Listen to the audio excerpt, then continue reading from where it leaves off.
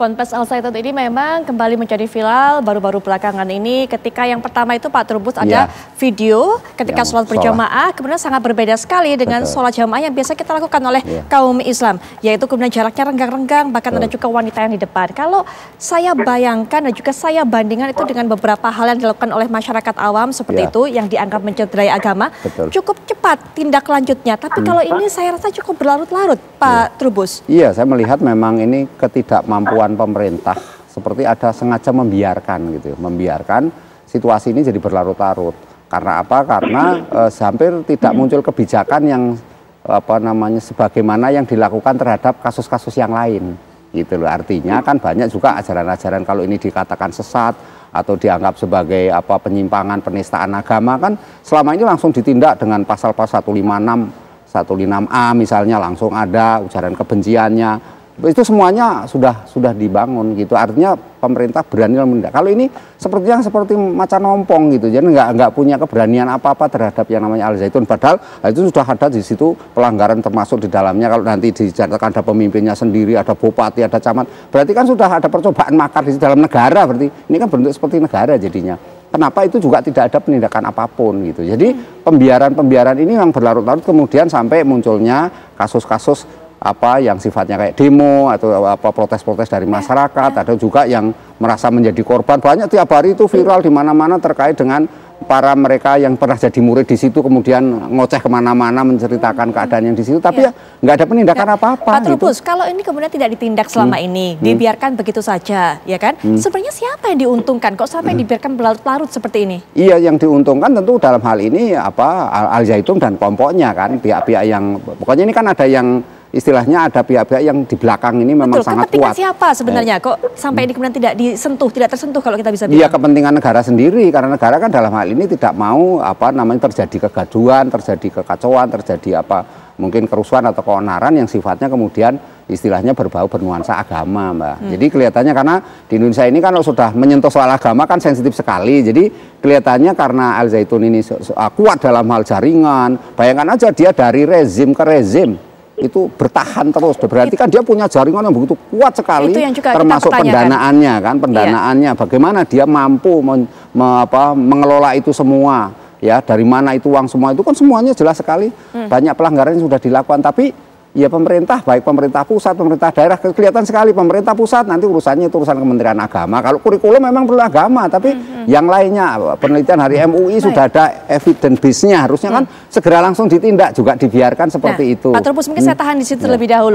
Kita akan minta pandangan juga Pak Anwar Abbas dari hasil penelitian juga di tahun 2002 terlebih pada saat itu. Kalau Pak Trubus mengatakan bagaimana bisa Ponpes ini bisa bertahan dari rezim ke rezim. Apakah dari hasil penelitian itu juga menyebutkan Pak Anwar Abbas apa yang membuat Ponpes ini begitu kuat kemudian tidak tersentuh sehingga dibiarkan begitu saja, bahkan rekomendasi MUI pada 2002 juga tidak didengarkan sama sekali? Ya, agak kurang jelas bagi saya, tapi begini ya, kalau kita melihat Al Zaitun ya, itu ada sekolah atau pesantren dan ada di dalamnya sebuah organisasi yang namanya NII dan KW9 itu. Jadi kalau kita dengar informasinya yang sekolah di situ itu kebanyakan adalah anak-anak yang memang orang tuanya dari NII dan KW9, tapi juga ada yang tidak dari keluarga NII dan KW9 ya. Nah, oleh karena itu mereka ini menurut saya ya, dia melaksanakan konsep taktiyah. Taktiyah itu adalah menyembunyikan jati dirinya yang sebenarnya ya. Jadi kalau misalnya kita melihat sistem pendidikannya, dia meniru apa yang dilakukan oleh pemerintah. Tapi di balik itu dia juga melakukan sesuatu gitu. Karena itu dari alumni-alumninya kita juga tahu bahwa bagaimana guru-gurunya itu juga mempengaruhi mereka supaya ya bergabung dengan NII dan KW9 itu. Jadi oleh karena itu menurut saya ini ada dua hal yang terpisah ya. Tapi ada hubungan berkorelasi antara sekolah dan NII dan gerakan NII gitu. Jadi sekolah pesantren Al Zaitun itu didirikan oleh orang-orang yang memang tokoh-tokoh pentolan dari NII gitu ya. Tapi mereka juga menjadikan santri-santri itu sebagai tameng gitu ya, untuk menyembunyikan jati dirinya sebenarnya. Itu kita sebut dengan takiyah itu. Gitu. Apalagi ya mereka punya konsep apa ya?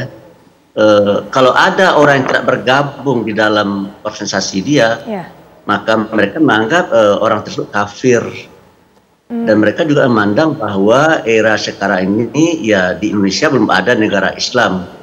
Nah, oleh karena itu ya mereka menganggap negeri ini sebagai darul harbi, darah perang ya. Nah, oleh karena itu kalau misalnya mereka menganggap negeri ini sebagai darul harbi, darah perang, dan orang yang tidak masuk ke dalam kelompok mereka anggap kafir ya, maka mengambil harta orang-orang kafir itu, orang yang tidak bergabung dengan NI 9 itu ya boleh-boleh saja diambil, boleh ditampok dan dicuri gitu kan. Itu konsep itu yang sangat bertentangan dengan nilai-nilai dari ajaran agama ya.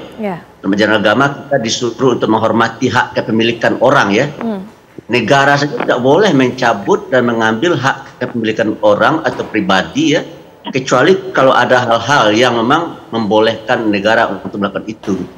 Tetapi yang dilakukan oleh kelompok Panji Gumilang ini adalah ya mereka mengambil harta individu dan harta masyarakat dengan cara-cara yang tidak benar dan tidak dibenarkan oleh ajaran agama. Disitulah letak bahannya. Baik, Pak UU, adakah langkah lain yang dilakukan oleh tim investigasi yang dibentuk selain kemudian mengundang, memanggil dari Panji Gumilang ini untuk bertemu, bertabayun pada Jumat mendatang? Adakah upayanya? Karena selama ini yang kita tahu, Pak UU, bahwa Ponpes ini begitu rapat, begitu tertutup. Bahkan ada juga sebelumnya orang dari pemerintah kemudian datang membawa surat saja tidak digubris, bahkan juga ditolak kedatangannya. Pak UU. Ya, untuk sementara ini kita lakukan tahapan itu dulu. Nanti bagaimana respon tentang surat yang diberikan. Para kiai, para ulama sudah memberikan kisi-kisi kepada pemerintah dalam rapat kemarin, tahapan yang akan dilakukan. Tetapi ini semua tetap kembali kepada Pak Gubernur. Dan juga Pak Gubernur kami yakin juga koordinasi dengan pihak MUI Pusat, dan juga Kementerian Agama yang lainnya. Sehingga Pak Gubernur dalam buat sebuah keputusan, ini hasil kesepakatan bersama. Misalnya bagaimana kalau ditolak? Karena kalau saya sampaikan, apa yang diinginkan oleh para kiai dan para ulama kemarin, di saat rapat, wah sangat luar biasa. Gitu. Tapi kan pemerintah di sini harus berada di tengah-tengah, harus bijaksana, seperti itu. Dan juga harapan kami tetap saya menguatkan pada masyarakat, kalau boleh, tidak usah penggerahan massa dan yang lainnya. Percayakanlah kepada kami pemerintah, insya Allah dalam hal ini dan saat ini kepemimpinan Pak Gubernur tentang Al-Zaitun, insya Allah akan selesai dan terang benderang semuanya. Jangan sampai tadi saya lihat yang demo Allahu Akbar, takbir.